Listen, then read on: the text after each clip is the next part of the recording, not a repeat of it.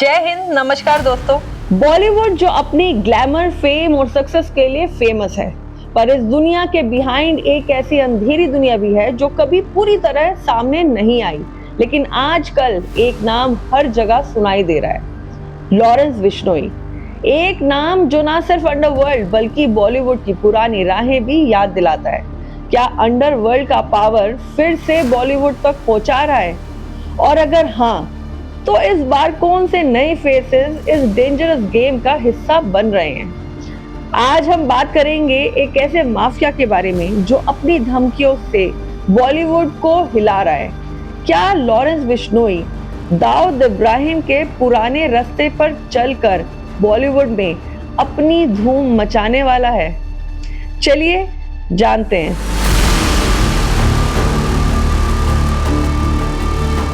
बॉलीवुड की दुनिया हमेशा ग्लैमर और स्टार पावर से भरी रहती है, लेकिन जो दुनिया इसके पीछे छुपी होती है वो थोड़ी डार्क और मिस्टीरियस है।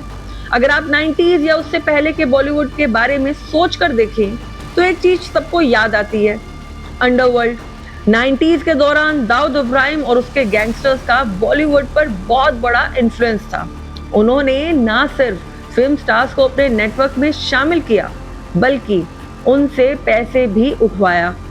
पर उसके बाद भी एक वक्त आया जब ये दुनिया छुप गई थी और बॉलीवुड ने अपनी दुनिया को सफाई से चलाया। लेकिन आज जो कुछ हो रहा है वो एक नया ट्विस्ट की तरफ इशारा कर रहा है। ये ट्विस्ट है लॉरेंस बिश्नोई का, एक ऐसा नाम जो पूरी दुनिया के लिए एक नाइटमेयर बन गया है। अगर आप उसका नाम सुनते हैं तो आपको ये समझना पड़ता है कि ये बंदा एक पुराने अंडरवर्ल्ड का शख्स है जो आज अपनी वजह से नए तरीके से बॉलीवुड में धमकी दे रहा है। लॉरेंस का नाम सबके जहन में है और उसकी धमकी से बॉलीवुड के बड़े स्टार्स भी अंडर प्रेशर आ गए हैं। हाल ही में बॉलीवुड के बड़े स्टार्स को अंडरवर्ल्ड से धमकियां मिल रही हैं, जो एक अलार्मिंग सिचुएशन बन गई है। सलमान खान और शाहरुख खान जैसे बड़े नाम खुद को इस धमकी के दायरे में पा रहे हैं। सलमान खान को लॉरेंस बिश्नोई के गैंग से डायरेक्ट थ्रेट दिया गया था। उनके घर के बाहर फायरिंग तक की गई, जिसके काफी मीडिया कवरेज भी हुआ। इसके अलावा एक्ट्रेस साई पल्लवी को भी कुछ वक्त पहले थ्रेट्स मिल चुके हैं, जिसमें उन्हें पर्सनल और प्रोफेशनल लाइफ में खतरा बताया गया। कपिल शर्मा, जो अपने popular show the Kapil Sharma show के लिए जाने जाते हैं, उन्हें भी कुछ समय पहले अंडरवर्ल्ड से धमकी मिलने की बात सामने आई थी। ये धमकियां सिर्फ एक्टर्स तक ही लिमिटेड नहीं है, बल्कि बॉलीवुड के हर कॉर्नर से सेलिब्रिटीज को अपनी सेफ्टी को लेकर कंसर्न हो रहे हैं। ऐसे इंसिडेंट्स ना सिर्फ फिल्म इंडस्ट्री को बल्कि पूरी सोसाइटी को अंडरवर्ल्ड के बढ़ते हुए इन्फ्लुएंस की वजह से एक बार फिर से घबराए हुए देख रहे हैं। तो क्या सच में अंडरवर्ल्ड वापस बॉलीवुड में अपनी जगह बना रहा है? क्या लॉरेंस बिश्नोई, जो अपने आप को एक अंडरवर्ल्ड डॉन समझता है, वो बॉलीवुड के डेंजरस कॉरिडोर्स को फिर से अपने कंट्रोल में ले सकता है? इस सवाल का जवाब देना मुश्किल है, लेकिन अगर लॉरेंस के रास्ते को देखें तो ये बिल्कुल पॉसिबल लगता है। लॉरेंस बिश्नोई का बैकग्राउंड देखें तो ये बंदा सिर्फ अपनी धमकियों के लिए नहीं जाना जाता है। लॉरेंस का अपना एक गैंग है जो पूरे इंडिया में अपना नेटवर्क बनाए रखता है। अगर आप उसके गैंग के बारे में जानेंगे तो ये आपको समझ में आएगा कि किस तरह से ये बंदा अपने एनिमीज को न्यूट्रलाइज करता है। पर ये सिर्फ लोकल लेवल तक नहीं बल्कि बॉलीवुड तक भी उसकी रीच है। पिछले कुछ सालों में ये बात सामने आई थी कि बॉलीवुड के कई प्रोड्यूसर्स और स्टार्स को लॉरेंस की तरफ से कुछ हेल्प की जरूरत पड़ती रहती थी। ये अगर हम आज के टाइम की बात करें तो लॉरेंस ने अपने सिग्नल देने शुरू कर दिए हैं कि वो वापस अपनी पुरानी दुनिया की तरह बॉलीवुड को कंट्रोल करने वाला है।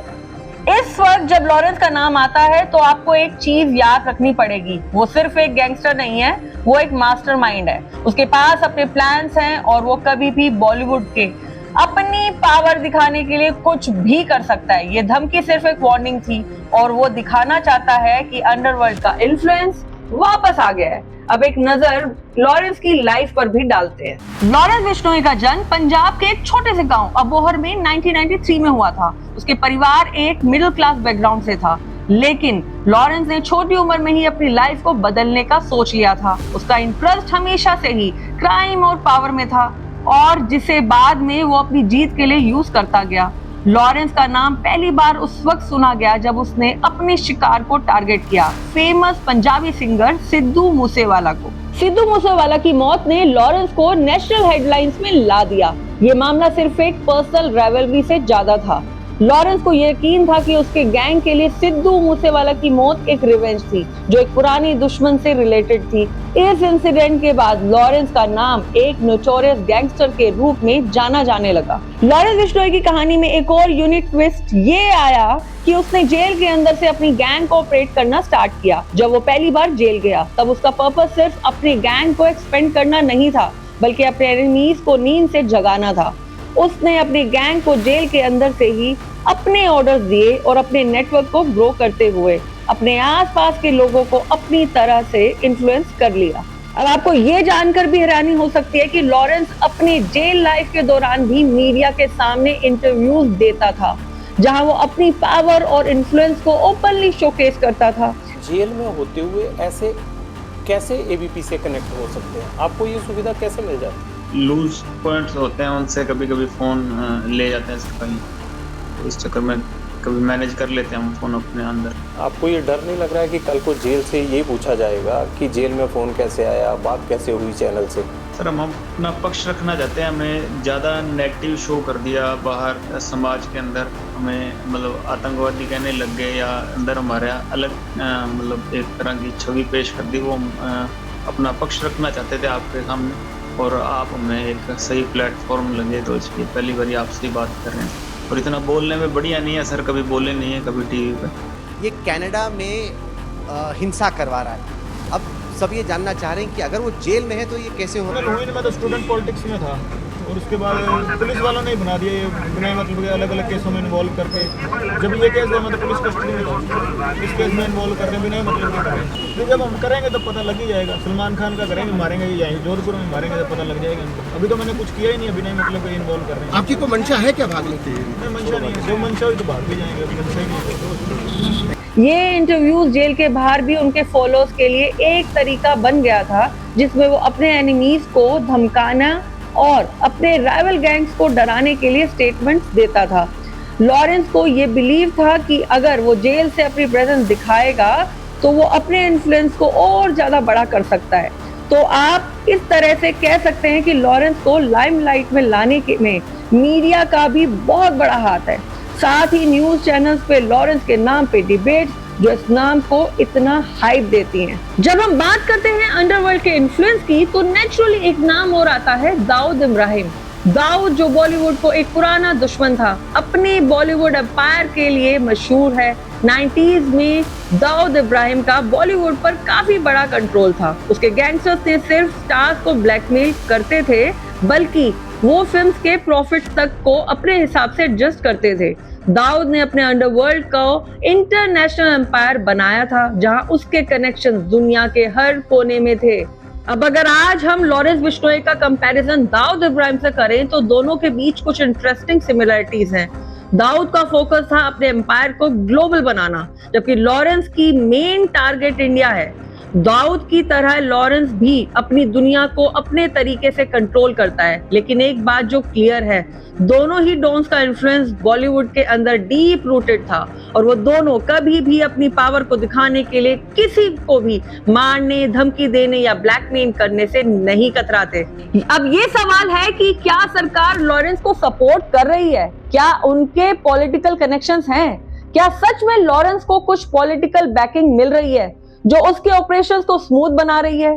ये बात अब तक क्लियर नहीं हुई है, लेकिन अगर रिपोर्ट्स की बात करें तो लॉरेंस के पास कुछ ऐसे लोग हैं जो उसे प्रोटेक्ट कर रहे हैं। ये सिचुएशन लॉ एनफोर्समेंट एजेंसीज के लिए काफी चैलेंजिंग है। आज भी जब हम लॉरेंस बिश्नोई की पावर और इन्फ्लुएंस को समझने की कोशिश करते हैं तो हमें ये रियलाइज होता है कि अंडरवर्ल्ड का वापस बॉलीवुड तक पहुंचना अब सिर्फ एक स्पेक्यूलेशन नहीं बल्कि एक रियलिटी बन सकती है। लेकिन एक चीज तो पक्की है, अगर ये गेम बॉलीवुड तक फिर से फैलता है तो हमारे एंटरटेनमेंट इंडस्ट्री को एक नए क्राइसिस का सामना करना पड़ेगा।